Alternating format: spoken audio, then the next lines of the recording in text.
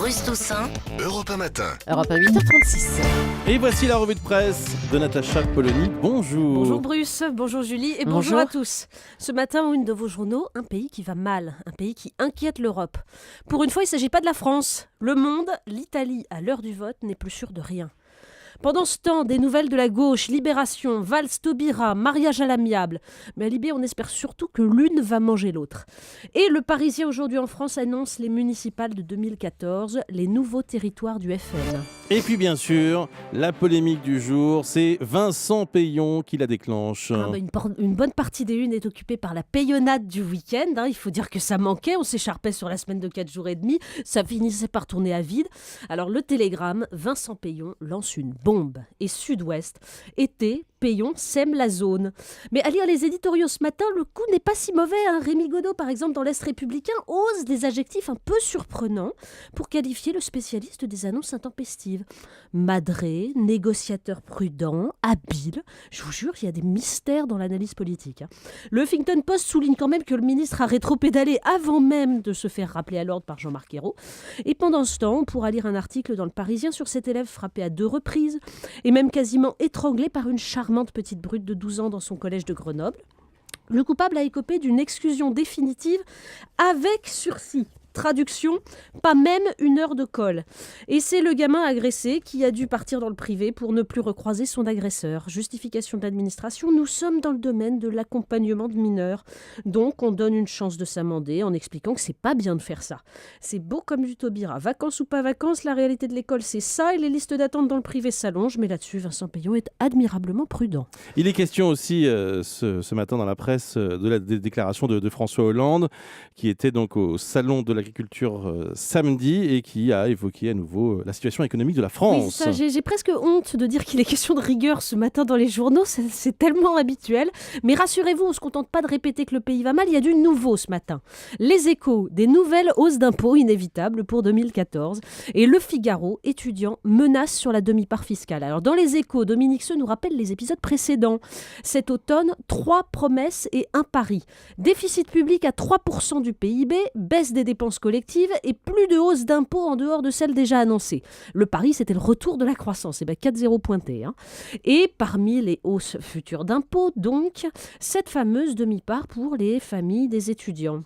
Donc ça n'est qu'envisagé pour l'instant. Le Figaro nous livre un joli tableau quand même où on voit que ce sont les familles les plus modestes, notamment les mères célibataires qui risquent de se retrouver avec une augmentation allant jusqu'à 114% d'impôts. Marianne résume assez bien la politique du gouvernement cette semaine. Comment on achève les classes moyennes? Enterrement de la réforme fiscale, fiscalisation des heures supplémentaires, fiscalisation des allocations familiales. En gros, on fait payer ceux qui contribuent déjà le plus, comme si la gauche avait oublié qu'historiquement, ce sont les classes moyennes qui portent la démocratie. Mais Gérald Andrieux et Hervé Nathan nous rassurent. Un ministre fait preuve de lucidité. Je cite, « Il faut que nous arrêtions le cœur des belles âmes, car à articuler notre politique autour des plus démunis, on nous reproche de faire de l'assistanat. Il faut construire un discours à destination des méritants. » Ils seront contents, les méritants, d'avoir un beau discours. Les municipales, c'est dans un peu plus d'1 an, mais on en parle déjà beaucoup, notamment à Paris. Oui, parce que pendant qu'on rame à gauche, le niveau monte à droite. Et en cette période de salon de l'agriculture, on évitera les métaphores sur le duel NKM-Rachida Dati. On se contentera de lire sous la plume de Laureline Dupont dans Marianne comment elle se vole dans les plumes.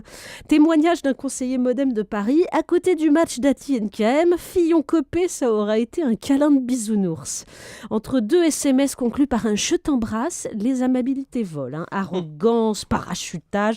Il y a celle qui aurait répondu à la question de savoir pourquoi elle venait à Paris d'un « ça m'amuse » aristocratique. L'autre qui peaufine son image de teigne et les électeurs qui n'en peuvent déjà plus. Dans le bar où NKM annonçait sa candidature le 15 février, une passante constatait « Vu le nombre de caméras, j'ai cru que c'était Lady Gaga. En fait, c'est Nathalie Trucmuche, super. » Et François Fillon, lui, il n'y va pas du coup. Non, et puis pendant que ces dames se disputent élégamment Paris, lui, il daigne descendre de l'Olympe. On parle même de salve médiatique. Dans les Échos, Cécile Cornudet nous raconte comment il cherche à éviter le spectre du baron perché, aristocrate de la politique dédaignant l'appareil. Vous voyez le type qui prend tellement de hauteur que plus personne le voit. Mais dans le Midi Libre, Jean-Michel Servan résume l'offensive médiatique. Sempiternelle recette, se mettre au service du pays, gagner la confiance des Français, dire la vérité et surtout faire croire qu'il sait où il va. C'est le retour de la droite visionnaire en ce moment. Le clin d'œil du jour. Et le Parisien nous apprend que des chercheurs australiens sont formels. La barbe protège contre le cancer. Mais oui. Bon, en fait, il faut juste réfléchir un peu. C'est le cancer de la peau dans un pays où la plupart des habitants sont génétiquement programmés pour affronter les pluies londoniennes et pas le cagnard qui est prévu pour les aborigènes. Mais la barbe protège aussi, nous dit-on, contre les allergies au pollen. Ah, vous voyez. Elle hydrate la peau, Bruce. C'est formidable. C'est-à-dire, ça doit être contagieux parce que nous, quand on regarde le spectacle de la droite et de la gauche ce week-end, on a aussi envie de crier la barbe. Merci beaucoup, Natacha Polony.